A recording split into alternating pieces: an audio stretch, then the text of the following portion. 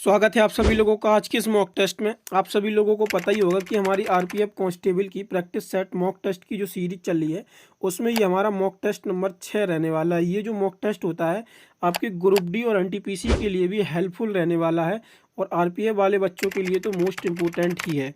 और आप लोगों को पता ही होगा कि जैसा कि हमारे ई बुक की जो गिव अवे सीरीज चल रही है उसमें हमने मॉक टेस्ट 5 की जो ई बुक सीरीज के विनर थे उनको ई बुक प्रोवाइड करा दी है। आप लोग भी ई बुक जीत सकते हैं। लास्ट में आपसे हम प्रश्न पूछेंगे तो उसका आंसर आपको हमें कमेंट बॉक्स में देना है।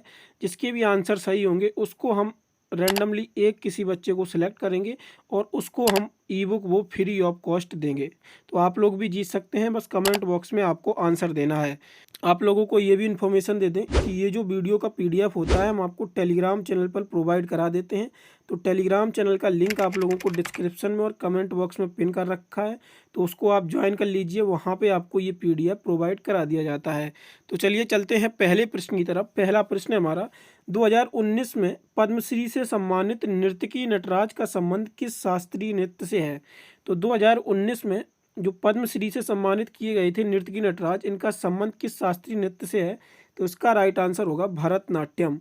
नर्तकी नटराज ये पहले ट्रांसजेंडर थे, क्या थे, ये पहले ट्रांसजेंडर थे जिनको ये पद्मश्री से सम्मानित किया गया था। वहीं हम भरतनाट्यम के कुछ अन्य महत्वपूर्ण कलाकारों की बात करें तो इसमें नाम आता है आपका सोनल मानसिंह का। सोनल मानसिंह, मृणालिनी साराभाई, जो कि ये आपकी विक्रम साराभाई की पत्नी थी मृणालिनी साराभाई।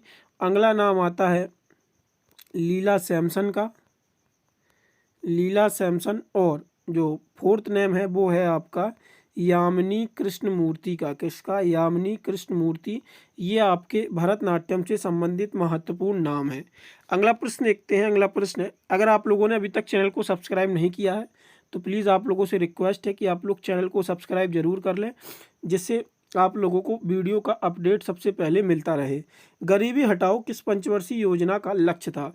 तो गरीबी हटाओ ये किस पंचवर्षीय योजना का लक्ष्य था। तो इसका राइट आंसर होगा 5वीं पंचवर्षीय योजना गरीबी हटाओ इसका लक्ष्य था। आप लोगों को जैसा कि हमने पहले वीडियो में ही करा रखा है, 1 से लेकर 4 तक सभी पंचवर्षीय योजनाएं डिटेल के साथ हम कवर करा चुके हैं।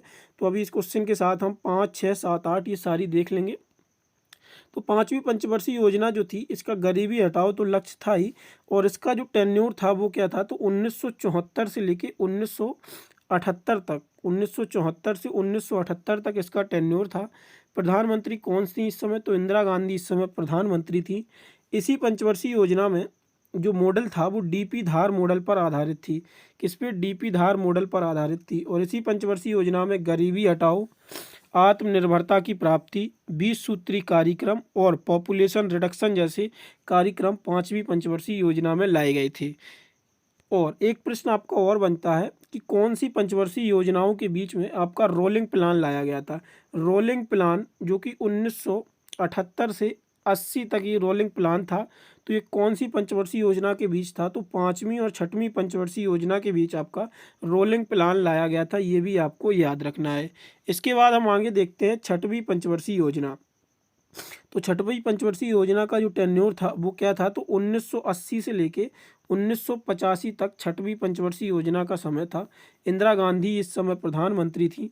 और 5वीं पंचवर्षीय योजना में एक चीज़ और आप देख लीजिए, जो इसका लक्ष्य था वो 4.4% था, जबकि प्राप्त हमने 4.8% ये लक्ष्य प्राप्त किया था। और 6वीं पंचवर्षीय योजना पे आते हैं तो 1980 से 1985 इसका टेन्योर था। इंदिरा गांधी इस समय प्रधानमंत्री थी। इसी समय हमने नाबार्ड की स्थापना की थी। किसकी? नाबार्ड की स्थापना 1982 में इसी समय की गई थी। और 6 बैंकों का राष्ट्रीयकरण किया गया था 1980 में। और एग्जिम बैंक की स्थापना 1982 में की गई थी। एग्जिम बैंक यानी कि एक्सपोर्ट इंपोर्ट बैंक की स्थापना जो थी वो 1982 में ही 6वीं पंचवर्षीय योजना के समय की गई थी। अगर हम 6वीं पंचवर्षीय योजना के लक्ष्य की बात करें तो 5.2% हमने इसमें लक्ष्य रखा था, जबकि प्राप्त हमने कितना किया। तो 5.7% लक्ष्य की प्राप्ति हमने 6वीं पंचवर्षीय योजना में की। अब हम आगे देखते हैं 7वीं पंचवर्षीय योजना। तो 7वीं पंचवर्षीय योजना का टेन्योर क्या था। तो 1985 से लेके 1990 तक इस पंचवर्षीय योजना का टेन्योर था। राजीव गांधी इस समय प्रधानमंत्री थे। खाद्यान्न उत्पादन और रोजगार रोजगार को बढ़ावा देना इस योजना का मुख्य लक्ष्य था। इसमें 5% हमने विकास दर रखी थी, जबकि प्राप्त हमने कितना किया तो 6.02% हमने प्राप्त किया। यह हम आपको इस वजह से बता रहे हैं कि अभी एसएससी जीडी का एग्जाम हुआ था, तो टीसीएस ही उसको कंडक्ट कराता है और टीसीएस ही आपका एग्जाम लेता है, तो उसने पंचवर्षीय योजना पे ये जो लक्ष्य प्राप्ति है इस पे ज़्यादा जोर दिया था, तो इस वजह से हम आपको इसमें भी ये कवर करा रहे हैं। इसके बाद 1991-92 में क्या लाया गया था तो वार्षिक प्लान जो है वो 1991-92 में लाया गया था। 8वीं पंचवर्षीय योजना की बात करें तो 8वीं पंचवर्षीय योजना का जो समय था वो 1992 से लेके 1997 तक 8वीं पंचवर्षीय योजना का समय था। पीवी नरसिम्हा राव इस समय प्रधानमंत्री थे और इसका लक्ष्य कितना रखा गया था तो 5.6% लक्ष्य रखा गया था, जबकि हमने प्राप्त कितना किया तो 6.8% लक्ष्य की प्राप्ति हमने की। तो ये चीज़ें आपको याद रखनी है जो कि बहुत ही इम्पोर्टेंट चीज़ें हैं। अगला प्रश्न देखते हैं। अगला प्रश्न आता है ग्रैमी लाइफ टाइम अचीवमेंट पाने वाले पहले भारतीय कौन थे? तो पंडित रविशंकर को ग्रैमी लाइफ टाइम अचीवमेंट पाने वाले ये पहले भारतीय थे। यहाँ पे आप नाम देख रहे होंगे राकेश चौरसिया, शंकर महादेवन और जाकिर हुसैन। राकेश चौरसिया जो है ये आपकी बांसुरी से संबंधित हैं और शंकर महादेवन ये आपके किससे संबंधित हैं तो शंकर महादेवन ये आपके गायक हैं। जाकिर हुसैन तबला से संबंधित हैं। वहीं अन्य एक न दो नाम और आते हैं एस गणेश विनायक राम जो कि ताल से संबंधित हैं और वायलिन से संबंधित नाम आता है गणेश राम गोपालन का। तो गणेश राम गोपालन एस विनायक राम ताल से, राकेश चौरसिया बांसुरी से, शंकर महादेवन गायक हैं और जाकिर हुसैन तबला से। इन 5 लोगों को 2024 में ग्रैमी अवार्ड से सम्मानित किया गया था, ये भी आपको याद रखना है। अगला प्रश्न आता है 2023 के लिए भ्रष्टाचार धारणा सूचकांक यानी कि करप्शन परसेप्शन इंडेक्स में भारत की रैंक क्या रही थी? तो इसका राइट आंसर क्या होगा? तो इसका राइट आंसर जो है वो 93 है।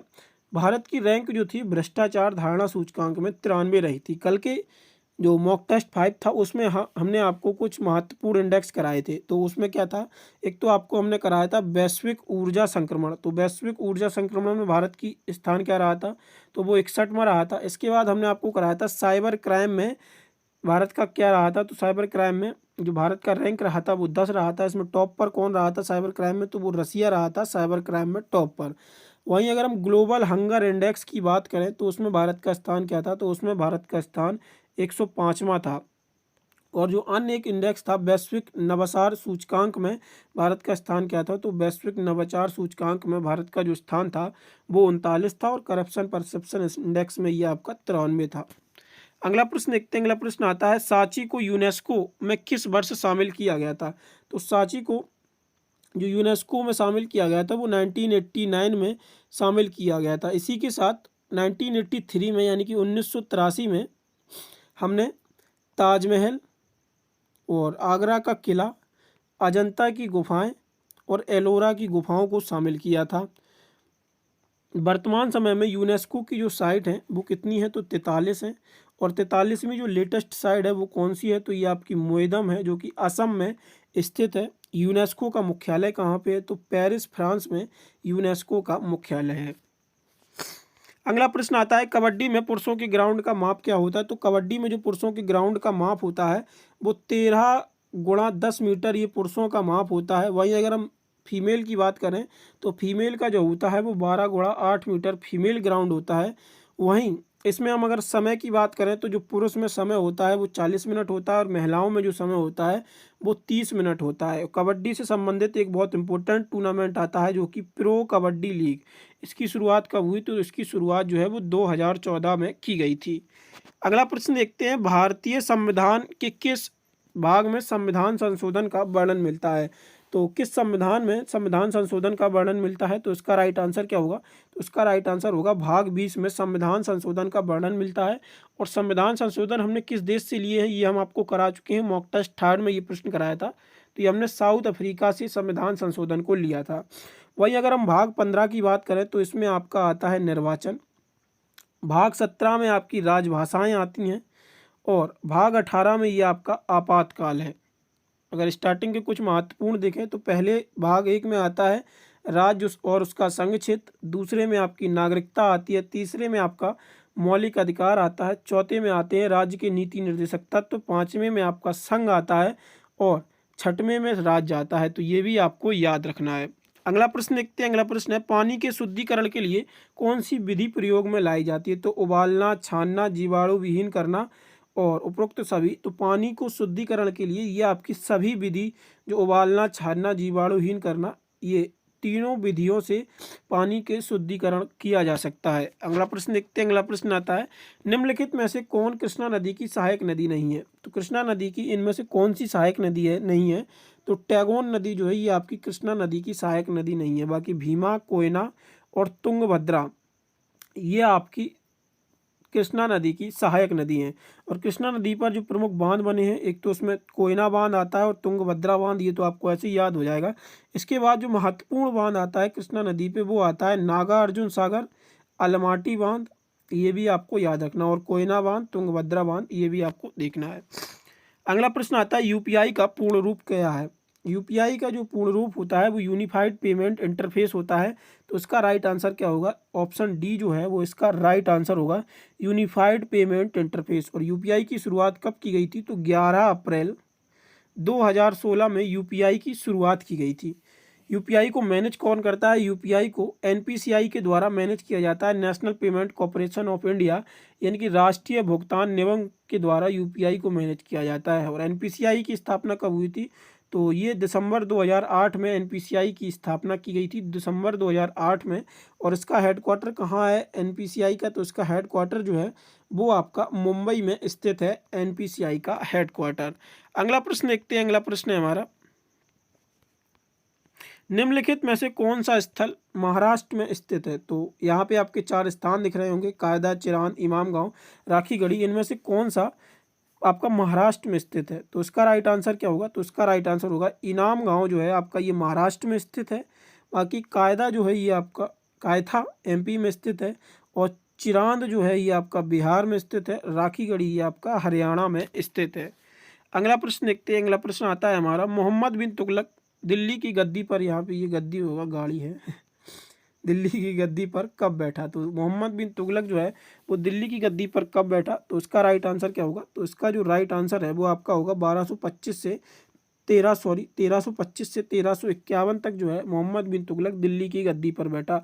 और दिल्ली सल्तनत का मोहम्मद बिन तुगलक सबसे पढ़ा लिखा व्यक्ति था। दिल्ली की राजधानी इसने दौलताबाद, दिल्ली न रखकर दौलताबाद राजधानी बनाई थी। अगला प्रश्न देखते हैं भारतीय राष्ट्रीय कांग्रेस के किस अधिवेशन की अध्यक्षता सुभाष चंद्र बोस ने की थी?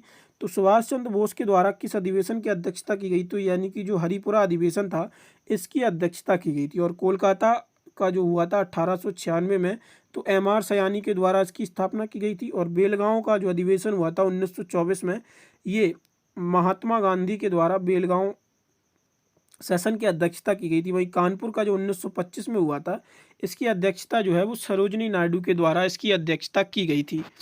अगला प्रश्न देखते हैं स्वतंत्रता के बाद भारत के पहले रजिस्ट्रार जनरल और जनगणना आयुक्त कौन थे? तो इसका राइट आंसर क्या होगा? तो जो पहले जनगणना आयुक्त थे स्वतंत्रता के बाद वो M.W.M. यट्स जो थे ये आपके पहले जनगणना आयुक्त बने थे। वहीं 2011 के जनगणना के आयुक्त की बात करें, ये भी इंपॉर्टेंट प्रश्न बनता है, तो ये C. चंद्रमौली जो थे ये आपके 2011 के जनगणना आयुक्त थे। अगला प्रश्न आता है बीएसएफ की पहली महिला स्नाइपर कौन बनी है? तो बीएसएफ की जो महिला पहली स्नाइपर बनी है वो सुमन कुमारी जी, ये बीएसएफ की पहली महिला स्नाइपर बनी है। अगला प्रश्न है निम्नलिखित में से किसके पास विदेशी संधियों पर बातचीत करने की शक्तियां होती हैं? तो संसद, राष्ट्रपति, प्रधानमंत्री या लोकसभा अध्यक्ष, इनमें से किसके पास जो विदेशी संधियां होती हैं इस पर बातचीत करने की शक्तियां प्रदान होती हैं? तो इसका राइट आंसर क्या होगा? तो इसका जो राइट आंसर है वो होगा आपका राष्ट्रपति। राष्ट्रपति के पास विदेशी संधियों पर बातचीत करने की शक्तियां प्रदान होती हैं। अगला प्रश्न आता है, इसको थोड़ा छोटा कर लेते हैं क्योंकि यहाँ पे ऑप्शन थोड़े बड़े हैं। सरकारी बजट में राजस्व घाटे से क्या संबंध है? तो सरकारी बजट में जो राजस्व घाटा होता है वो राजस्व पर व्यय की अधिकता, ऋण पर ब्याज भुगतान को शामिल कर यही सरकारी बजट में राजस्व घाटे को दर्शाता है। तो इसका राइट आंसर क्या होगा? इसका राइट ऑप्शन बी होगा। अगला प्रश्न देखते हैं। अगला प्रश्न है हमारा हाल ही में चर्चा में रहा शकरबाग चिड़ियाघर कहाँ पर स्थित है? तो उसका राइट आंसर क्या है? तो उसका राइट आंसर होगा गुजरात में। अगला प्रश्न आता है, सूर्य से पृथ्वी की दूरी केवल 2.8 यानी कि 2.8 गुना दूरी पर परिक्रमा करने वाला अब तक का सबसे निकटतम बौना ग्रह कौन सा है? तो उसका राइट आंसर क्या होगा? तो उसका जो राइट आंसर है वो होगा आपका सेरेस। अगला प्रश्न आता है, अम्ल और क्षार धातु का अभिक्रय से क्या उत्पन्न होता है? अम्ल और क्षार को धातु में मिलाने पर अभिक्रय जो होता है उससे क्या उत्पन्न होता है? तो यहाँ पे हमें ये बताना है। तो उसका राइट आंसर क्या होगा? हाइड्रोजन गैस और लवण उत्पन्न होता है जब अम्ल, क्षार और धातु का अभिक्रिया की जाती है। अगला प्रश्न आता है, कौन सा खाद्य पदार्थ संपूर्ण प्रोटीन यानी कि कंप्लीट प्रोटीन का एक अच्छा स्रोत माना जाता है? तो उसका राइट आंसर क्या होगा? तो इसका जो राइट आंसर है वो आपका होगा अंडा। अंडा जो है वो कंप्लीट प्रोटीन यानी कि संपूर्ण प्रोटीन का एक अच्छा स्रोत माना जाता है। 22 नंबर प्रश्न को हम देखते हैं, निम्नलिखित में से कौन सी धातु ठंडे जल के साथ त्वरित अभिक्रिया करती है? तो उसका राइट आंसर क्या होगा? तो जो उसका राइट आंसर है वो होगा पोटेशियम। पोटेशियम जो है वो ठंडे जल के साथ त्वरित अभिक्रिया कर लेता है। अगला प्रश्न आता है, राष्ट्रीय विकास परिषद की स्थापना किस वर्ष की गई थी? तो राष्ट्रीय विकास परिषद की जो स्थापना की गई थी वो 1992 में राष्ट्रीय विकास परिषद की स्थापना की गई थी। और इसका अध्यक्ष कौन होता था? तो उसका अध्यक्ष जो होता है प्रधानमंत्री होता है। और पहले अध्यक्ष कौन हुए थे? तो जवाहरलाल नेहरू जो थे उन्होंने पहली बैठक ली थी राष्ट्रीय विकास परिषद की प्रधानमंत्री के रूप में। अगला प्रश्न आता है, जून 2024 में कौन सा देश आधिकारिक तौर पर इंटरनेशनल सोलर अलायंस यानी कि ISA का 100वां पूर्ण सदस्य बन गया है? तो इसका राइट आंसर क्या होगा? तो उसका जो राइट आंसर है वो है आपका पैराग्वे। इंटरनेशनल सोलर अलायंस जो कि 2015 में ये बनाया गया था और इसका हेडक्वार्टर कहाँ है? तो गुरुग्राम में इसका हेडक्वार्टर है। और इंडिया और फ्रांस की पहल से ये इंटरनेशनल सोलर अलायंस को बनाया गया था। और अब इसमें 100 पूर्ण सदस्य हो गए हैं जून 2024 तक। और 100वां सदस्य कौन बना है? तो पैराग्वे जो है ये 100वां सदस्य बना है। अगला प्रश्न आता है, प्रधानमंत्री को सरकार की आधारशिला किसने बताया था? तो ये आपका गिव अवे का जो ईबुक क्वेश्चन है ये आपको हमें कमेंट बॉक्स में बताना है कि प्रधानमंत्री को सरकार की आधारशिला किसने बताया था। इसका आंसर आप लोगों को हमें कमेंट बॉक्स में देना है। और बाकी आप लोगों से एक प्रश्न हम और पूछते हैं जिसका आंसर आप लोगों को हमें बताना है कि कांचीपुरम के जो कैलाश मंदिर थे, दूसरा प्रश्न क्या है आपका? दूसरा प्रश्न है कि कांचीपुरम के जो कैलाश मंदिर थे ये किस वंश के द्वारा बनाए गए थे? तो ईबुक के आपके आज के दो प्रश्न हैं। एक तो पहला है, प्रधानमंत्री को सरकार की आधारशिला किसने बताया था? और दूसरा प्रश्न है आपका, कांचीपुरम के कैलाश मंदिर को किस राजवंश के द्वारा बनवाया गया था? ये दोनों प्रश्नों के आंसर आप लोगों को हमें कमेंट बॉक्स में देना है। जिसके भी ये दोनों प्रश्नों के राइट आंसर होंगे उसको हम ईबुक प्रोवाइड कराएंगे, रैंडमली किसी एक को सिलेक्ट करेंगे। और बाकी आप लोगों से रिक्वेस्ट है कि आप लोग अगर टेलीग्राम चैनल ज्वाइन करना चाहें तो वहाँ पे हम ये PDF जो है ये देते हैं। तो आप लोग, लिंक आपको डिस्क्रिप्शन में और कमेंट बॉक्स में पिन कर रखा है, तो वहाँ से आप लोग इस PDF को प्राप्त कर सकते हैं। और ऐप पे टेस्ट देने के लिए फ्री ऑफ कॉस्ट आप लोग हमारे ऐप को भी डाउनलोड कर सकते हैं। और वीडियो आप लोगों को पसंद आई हो तो वीडियो को ज़्यादा से ज़्यादा लाइक करें और अपने दोस्तों के साथ शेयर करना ना भूलें। और अभी तक आपने सब्सक्राइब नहीं किया है तो प्लीज़ आप लोगों से रिक्वेस्ट है कि चैनल को आप लोग सब्सक्राइब कर लें। धन्यवाद।